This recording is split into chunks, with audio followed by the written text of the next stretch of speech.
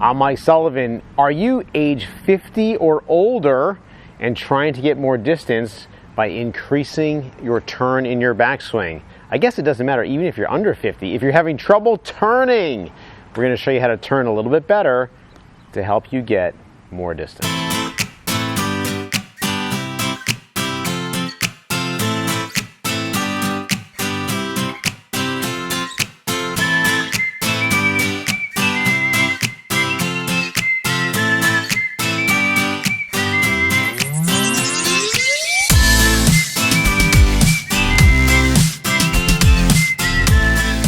Okay, if you're over 50, or even if you're under 50, if you want more distance and you think your problem is that you're not turning enough in your backswing, this may help you out. This is going to be super simple.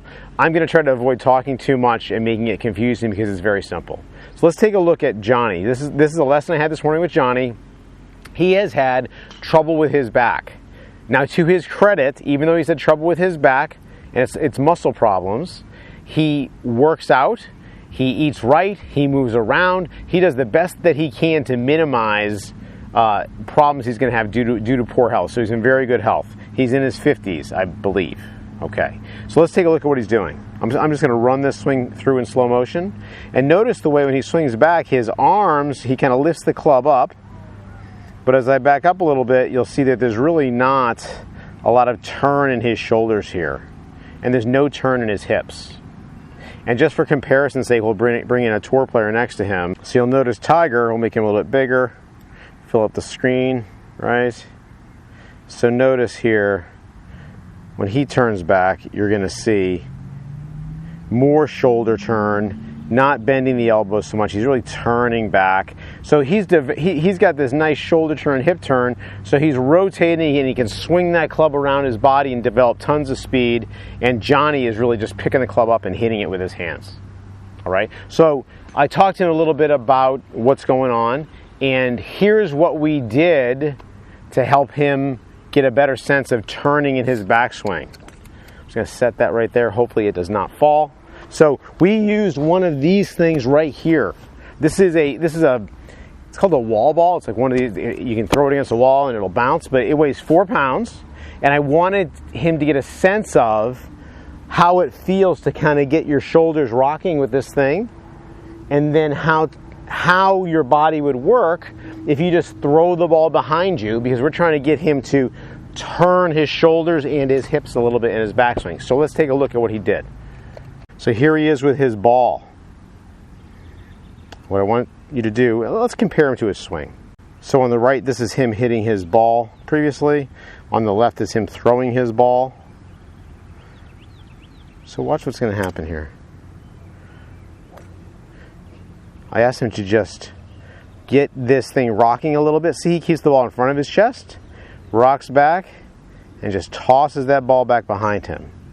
And see the amount of turn he's got in his upper body?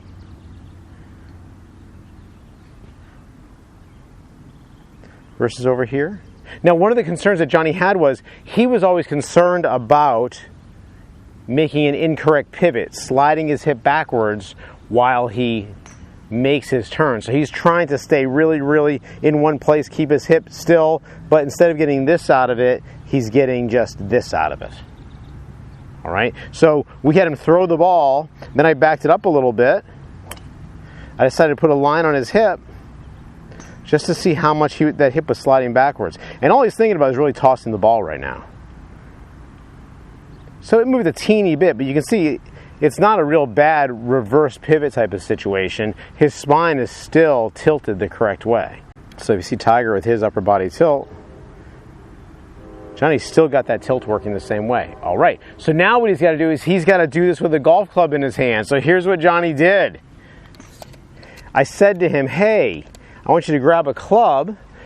Now don't throw it, because that wouldn't be good, but I want you to go ahead and make a backswing feeling like you could throw the club back behind you. Like that. So let's take a look at what that looks like. So we're going all the way to him hitting a shot, and let's compare back to his other swing. All right, so take a look at the left-hand side. This is his first ball on the left. You're going to see he's really not going to turn. He's just going to pick this club straight up.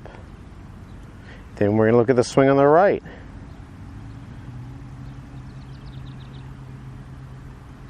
So look at the difference where he's getting now between these two golf swings. You can see the guy on the right has much more shoulder turn, a little bit of hip turn, and here was the result. I didn't, record him on a launch monitor or anything like that, but he went from really having trouble making even solid contact because he wasn't getting back behind the ball at all, to hitting really good shots, hitting his driver well over 200 yards, and this is all just in him learning and remembering that feeling of how would it be to toss the ball behind you, to utilize your shoulders, to swing your arms and let your shoulders work with your arms instead of trying to be so perfect and so deliberate in everything that he does. Okay, so to help you out, now you may not have a medicine ball. You may have like a soccer ball or something, anything small. You can even, pick up a range basket or something, but just try it out. Just what's really going to help is let your shoulders swing a little bit with your arms, and then just toss that ball straight back behind you.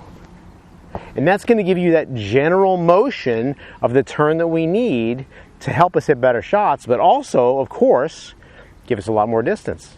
I hope that helps. We'll see you next time.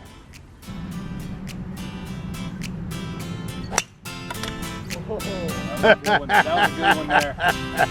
That's terrible.